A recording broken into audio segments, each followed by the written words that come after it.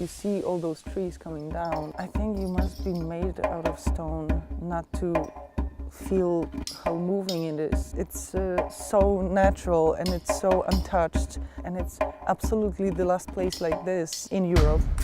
Yeah, it gives you motivation.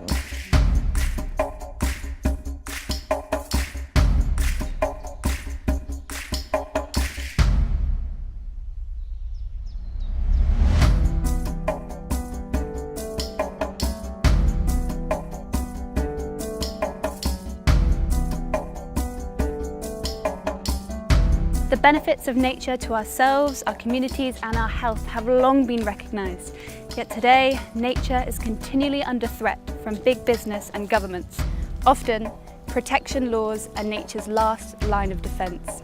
It was these very protection laws that were instrumental to 2017's epic battle to save the Bialowieza forest in Poland, home to the wild European bison. To save the forest, an incredible group of citizens turned activists mobilised, becoming the eyes and ears of Białowieża's protection.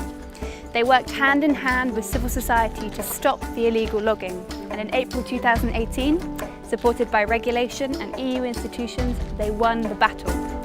We're here in Poland to hear about this momentous victory and meet the activists who made it happen.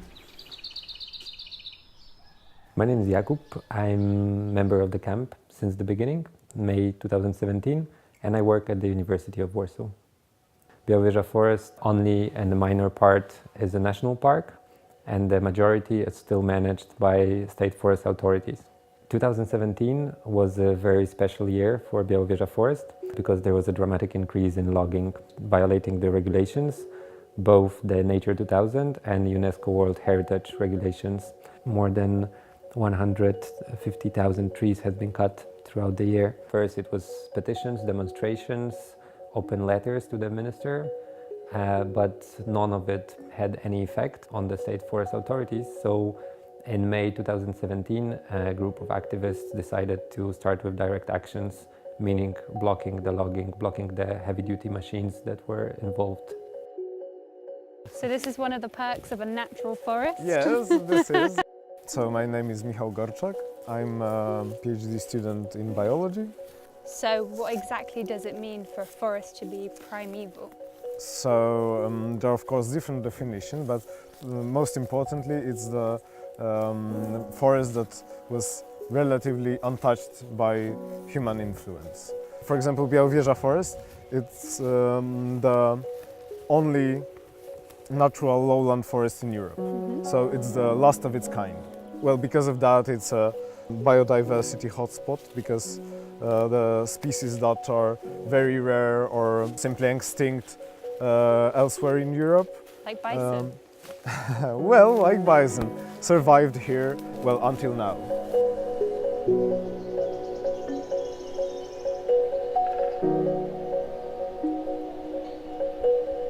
We have also realized that it's important to gather the evidence of how the law is being violated by state forest authorities.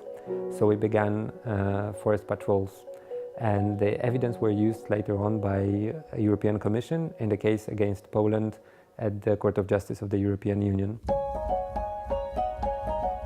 Jakub took us on one of these forest patrols.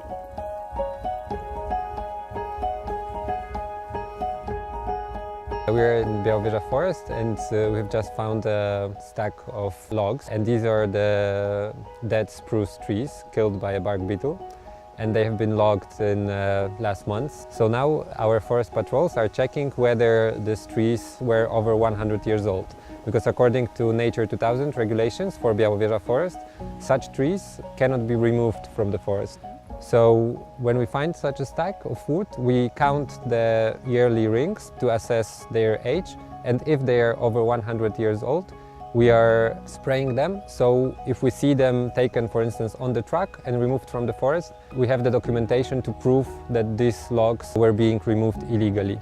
And are any of these over 100? How old is this one? So if you look here, for instance, you can see that there are yearly rings.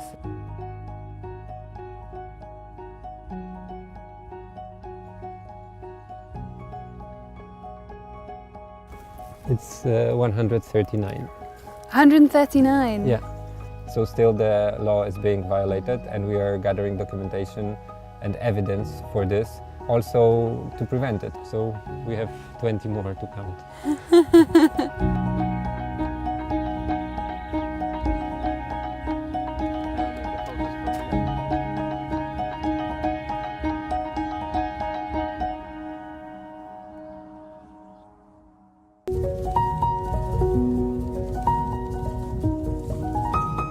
We then met with Kinga, another long-standing activist of the camp. And this is our lovely house. This is it, okay.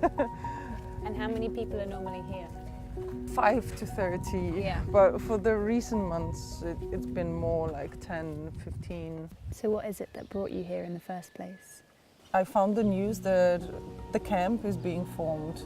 I just took my car, my dog, and came in. I remember I came with a bunch of friends. We just wanted to see how it is in the camp, like what's the story here. And the second I arrived, I knew I'm gonna stay. What was it like day to day living in the camp? Well, people were kind of, you know, most of them were so easygoing, and the atmosphere was really nice. And there was no leader. Like, we were just like meeting every night, discussing what we're gonna do the next day, and it was rolling, you know. That was amazing for me, that this was the first time I saw it in practice, how a big social movement can organize itself and be effective, super effective. Yeah, so that's our office space, and when we're establishing what we're doing with, patrols, we're meeting here, taking maps, taking equipment, arranging who's going where and doing what. Talk me through a blockade. How does it go? How does it start? What was the resistance like from the harvesters? We were using the non-violent direct action methodology, if you can say so. So the idea was that we're making everything to stop the machines' work and to prevent them from working this particular day, but doing it in a non-violent way, meaning that we can use this passive resistance. So we're going there, locking ourselves in, and then being, peaceful and not arguing with the forest guards.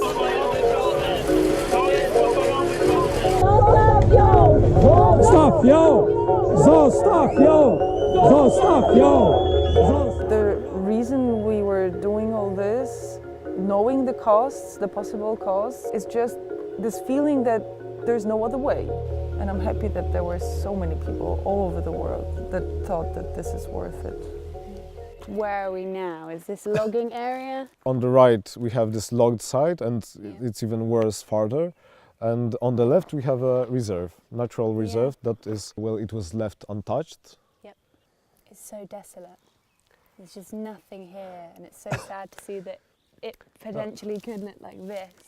Yes, yes. It seems to be a group of people that aren't activists. It was just citizens who became Yes, yes, of course. I think most of the people who were involved weren't activists. Well, for example, myself. I felt it's my somehow responsibility to act here. I somehow became an activist. And you won, so you've done it. I think it's 1-0 now. Nature protectors or activists, or however we want to call it, 1, and then 0 the people who want to exploit it so much, earn money on that so much that they don't care about the consequences. But still, we think it's not the end. The only thing, according to our best knowledge, that can save this forest in the most natural form as possible is to get it protected in the form of national park. The fact that we have won the case was something that we expected, because we were so sure about the fact that the law is being violated. But this is the injustice that we are facing, that we, the forest defenders, have more than 300 court cases. Some of them are also criminal cases. And the state forest authorities, the former Minister of Environment, they are free. They are not paying in any way for the damage that they have caused. Why resistance is important for nature? Because nature is not speaking its own language that we could understand, so someone has to speak for it. In this particular case, There were good regulations in place, relatively good, but they were violated, and only a public mobilization helped to prevent this from being continued. So I guess that the resistance role is to support the regulations. Many of us probably was sitting frustrated in their homes, looking at the monitor and seeing what is going on in their beloved forest. And when we came together, when we formed the social movement, we felt that we can turn our anger into action, into defense of the forest. Beyond Bialowieza, there are many other important forests that are not protected by regulation. Even the regulations we do have were put in jeopardy by the European Commission only very recently. Attempts were made at the national and the EU level to weaken these laws for the sake of lowering costs for business. A massive public outcry of over 500,000 citizens across Europe meant that thankfully these laws were saved. Another reminder that while nature remains voiceless, we need both people and policy to fight on its behalf.